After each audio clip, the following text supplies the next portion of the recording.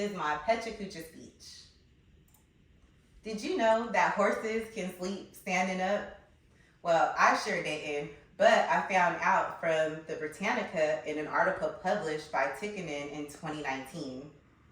Today, I'm going to tell you why I've always wanted to ride horses. My name is Stephanie Jones, and I've been passionate about horses all my life.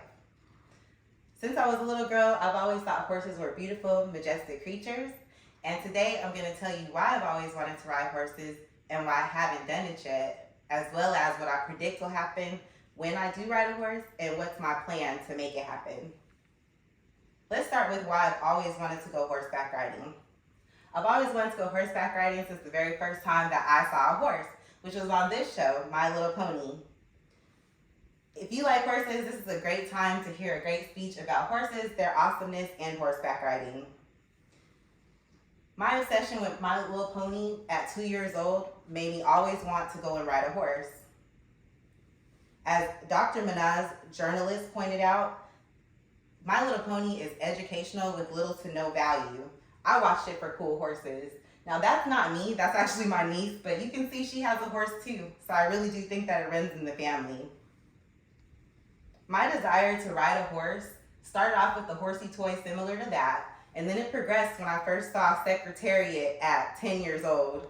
It was one of my favorite movies, and it really inspired me to want to be able to ride a horse like the movie. Then when I became a teenager, my father ordered me a game on PlayStation called Red Dead Redemption, and he got me that game so I would be able to ride horses in the virtual realm. Actually, this is a clip that you see behind me of Red Dead Redemption from live action where you're able to ride horses throughout the game. I also always loved watching horses on TV. It was really great to be able to see horseback riding in person for my first time. This picture that you see right here is me and my little sisters when we went to the Texas Rodeo Show and we got to see professional horse riders. So now I'm going to tell you why I haven't gone horseback riding yet. I still haven't gone horseback riding for a few reasons. Hopefully, if there's something that you want to do that you haven't done yet, this will inspire you. Number one reason is time. It seems like there's never enough time in the day, and I could not find time to do something I was passionate about, which was horseback riding. The second reason why I haven't been horseback riding yet is because I always perceived it as being expensive. However, I found out later that it's not as expensive as you think. It's actually pretty reasonable, and you can even find coupon prices on horseback riding.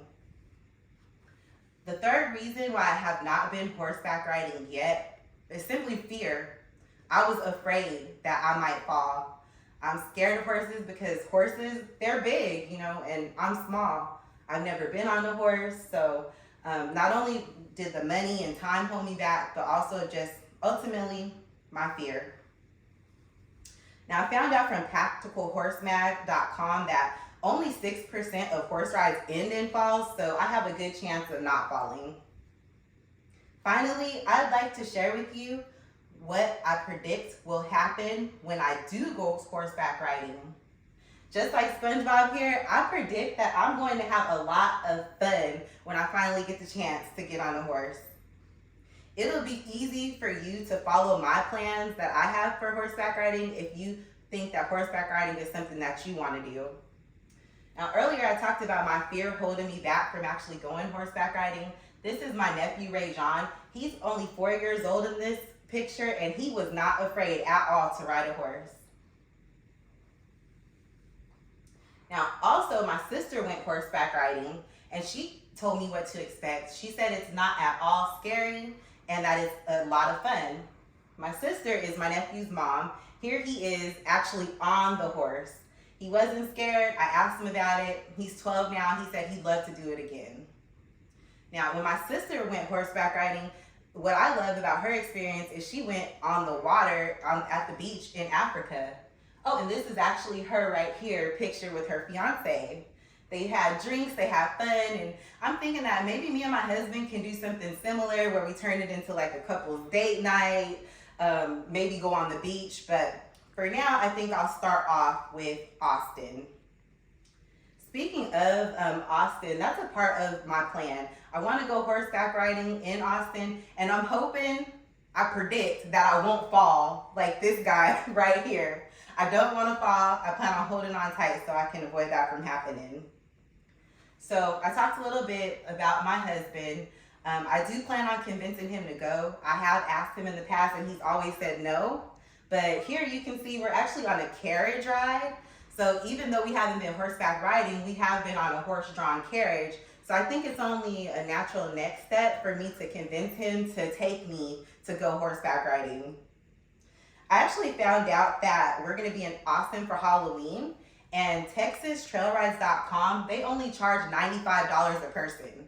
So if I can successfully convince my husband to take me horseback riding, it's possible that we can go and maybe see something cute on the trail, like this horse and a jack-o'-lantern or other Halloween themes. Now, let's conclude. I've always wanted to go horseback riding.